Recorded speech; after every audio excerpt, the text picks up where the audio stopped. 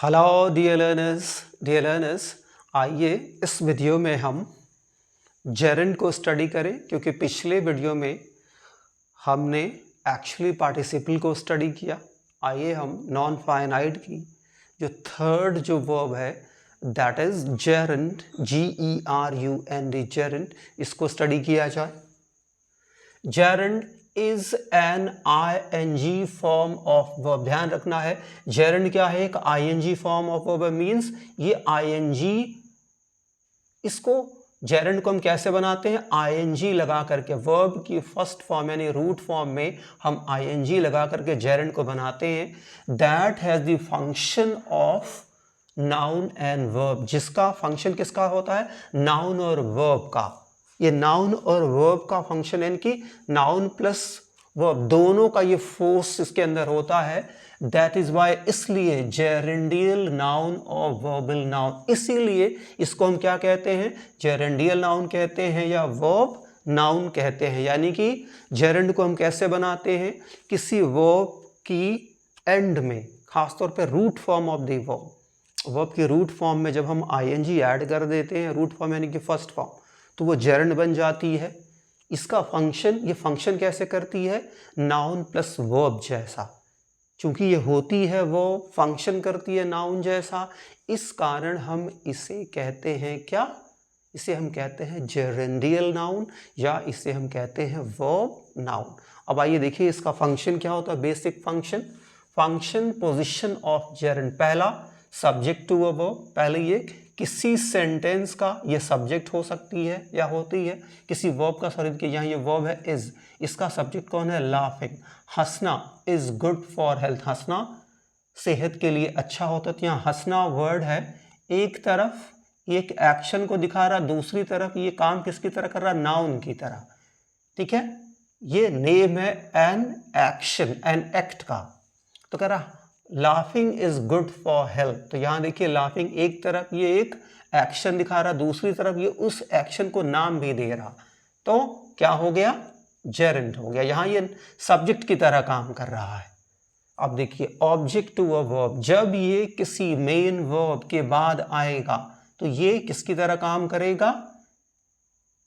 किसकी तरह? ऑब्जेक्ट की। देखिए I like chanting poems of William Wordsworth. तो यहाँ देखिए आई लाइक है, इस वर्ब का ये ऑब्जेक्ट का काम कर रहा है। तो कह रहा आई लाइक, मुझे पसंद है, चैंटिंग गाना, of poems of William Wordsworth, William Wordsworth की पोम्स को गाना।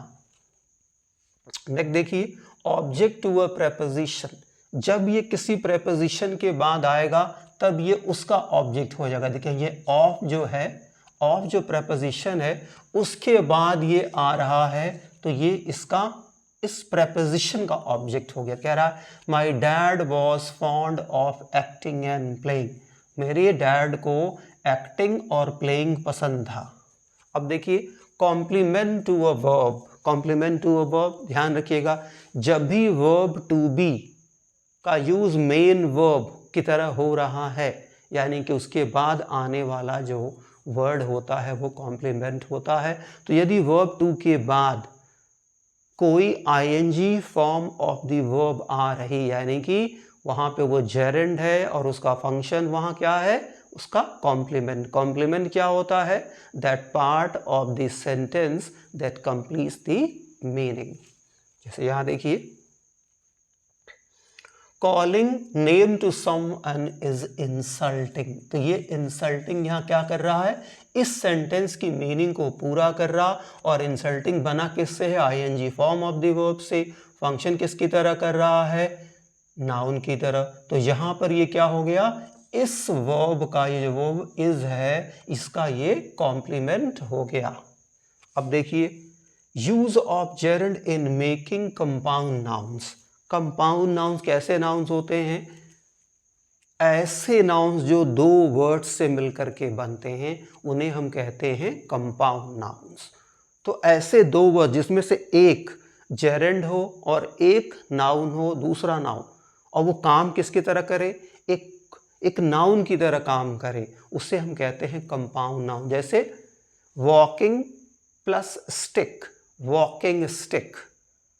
Frying plus pan, frying pan, बन जा रहा है ये एक वर्ड, किसी एक चीज को एक नाम दे रहा, वॉकिंग प्लस स्टिक, कैसी स्टिक, टहलने वाले स्टिक, फ्राइंग प्लस पैन, कैसा बर्तन, फ्राइंग करने वाला, ठीक है। ड्रिंकिंग वाटर, कैसा पानी, पीने वाला पानी, ड्रिंकिंग प्लस वाटर, ये क्या बन जा रहा, एक कंपाउंड नाउन बन जा रहा। और देखिए भी वर्ड्स, और भी वर्ड्स मैंने यहाँ लिखे होंगे, देखिए हाँ, reading table, reading plus table, पढ़ने वाला टेबल, डाइनिंग टेबल, खाने वाला टेबल, या डाइनिंग हॉल, खाने वाला रूम, ये क्लियर। अब देखिए note, the possessive oblique objective case of pronoun can preceded gerund. और ये ध्यान देना है आपको कि अगर जो किसी सेंटेंस में possessive case of pronoun use हो रहा है, possessive case of possessive case of pronoun use हो रहा है या objective case of pronoun use हो रहा है, तो आपको ध्यान रखना है इस केस में जेरंड आएगा।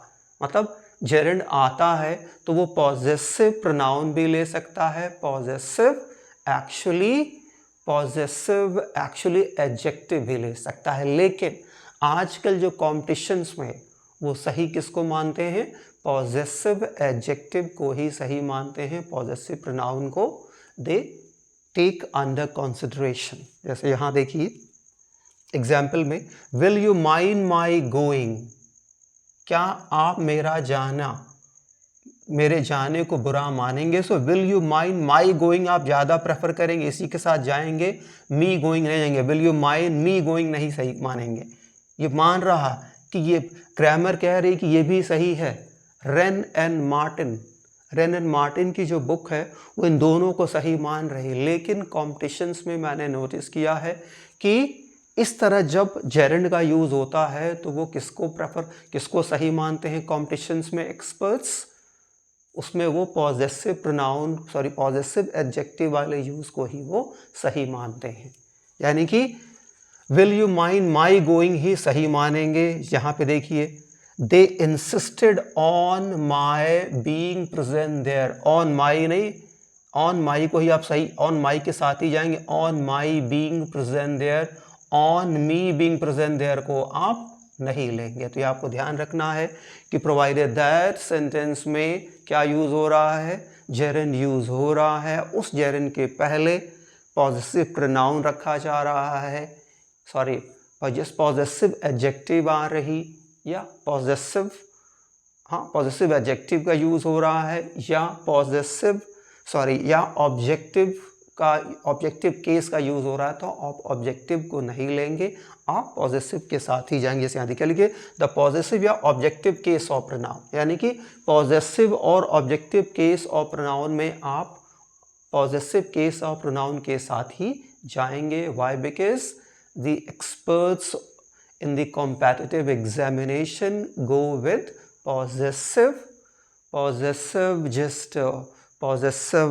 adjective, not with the objective pronoun. That's it in this video, my dear learners.